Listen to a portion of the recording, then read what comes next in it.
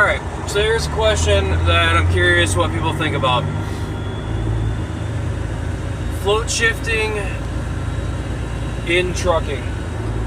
Now, I know a lot of people out there that do it, but my curiosity comes down to teaching it. So, when I was teaching manual, I was teaching how to do both. Sometimes I had to teach float shift first, just if I had a student that was really struggling with their shifting. And, you know, between working with the clutch with one foot, working with the shifter, trying to remember the gear pattern, and pretty much everything else you're worrying about while you're driving, I would get students that just were frustrated and overloaded. Makes complete sense. So, I would teach how to float shift first, so they could get the gear pattern down.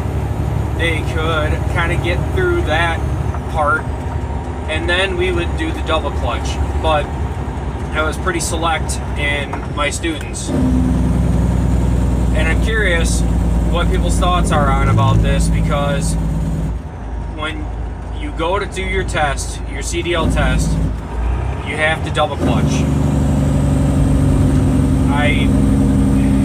I still don't quite understand why, other than, you know, that's what's required because that's how the transmissions are supposed to be operated. In my 8 years of driving, I can tell you, double clutching has never been a thing. I never learned how to do it when I first started driving. And I mean, it took until I became an instructor to realize what double clutching actually was. Like, honest to God. But if you know,